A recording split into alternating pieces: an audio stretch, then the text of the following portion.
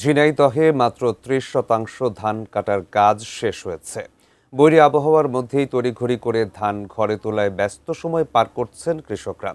এ বিষয়ে বিস্তারিত জানাতে ঝিনাইদহের খাজুরা গ্রামের মাঠ থেকে সরাসরি যুক্ত হচ্ছেন প্রতিনিধি ইমন হাসান। আমরা সরাসরি যুক্ত হচ্ছি তার সঙ্গে।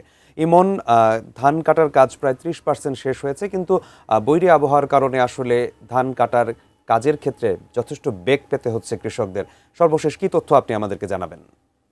সাইফুল, ঝিনাইদহ যে ৬টি উপজেলা, সেই ৬টি উপজেলাতে যে ৩০% এখন পর্যন্ত ধান আসলে কাটা হয়েছে। আমরা কৃষি অফিসারের সাথে কথা বলেছিলাম। তিনি কিন্তু জানিয়েছেন যে যে বৈরী আবহাওয়া রয়েছে, এই আবহাওয়াটা কিন্তু আজকে দুপুরের পর পর্যন্ত পরিষ্কার হতে পারে। তবে আমরা সকাল থেকে মাঠে এসে যত দেখেছি যে কাল দুপুরে কিন্তু যে দুপুর থেকে সন্ধ্যা পর্যন্ত একটানা যে বৃষ্টি হচ্ছিল, সেই বৃষ্টিতে বিভিন্ন ধান কিন্তু ভিজে গেছে, তলিয়ে গেছে। কিছু, কিছু জায়গায় সামান্য পরিমাণে। কিন্তু সবথেকে বড় ব্যাপারটা হচ্ছে যে এই একদিনের যে ধানটা ভিজে যাবে, এতে করে ধান থেকে কিন্তু বীজ হয়ে যাবে। মানে সেখান থেকে গাছ তৈরি হয়ে যাবে। এক কথায় আঞ্চলিক ভাষায় যেটা বলে, সেই ধান কিন্তু কলিয়ে যাবে।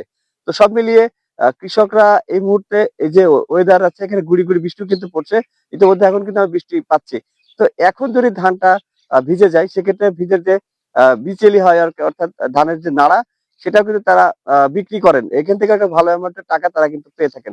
সেটাও কিন্তু তারা লসে পড়বেন বলে আমাদেরকে জানিয়েছে। তো সব মিলে আপনার মাধ্যমে একটু জানানোর চেষ্টা করছি, এই যে দিগন্ত জোড়া মাঠ এখন কিন্তু এইখানকার যদি বিবেচনা করা হয়, সেখানে প্রায় 20% ধান এখন পর্যন্ত কাটা হয়েছে। তো কৃষকরা এই যে ধান নিয়ে বাড়ি ফিরবে, ধান নিয়ে বাড়ি ফেরার পথটাতেও কিন্তু আসলে এত পরিমাণে কাদা যুক্ত হয়েছে, যেখান থেকে পরিবহনের যে ব্যাপারটা থাকে, সেটাতেও ব্রেক পেতে হচ্ছে কৃষকদের। সব মিলিয়ে এই ওয়েদার যদি খারাপ থাকে, সেক্ষেত্রে ধানের ব্যাপক ক্ষয়ক্ষতি হতে পারে এবং কৃষকরা আসলে ব্যাপক আকারে যে ক্ষতির সম্মুখীন হবে, সেটার আহ আভাস কিন্তু তারা আমাদেরকে দিয়েছে। তবে ঝিনাইদহতে ধানের কিন্তু বাম্পার ফলন হয়েছে, যে মাঠে প্রচুর পরিমাণে ধান দেখতে পাচ্ছি।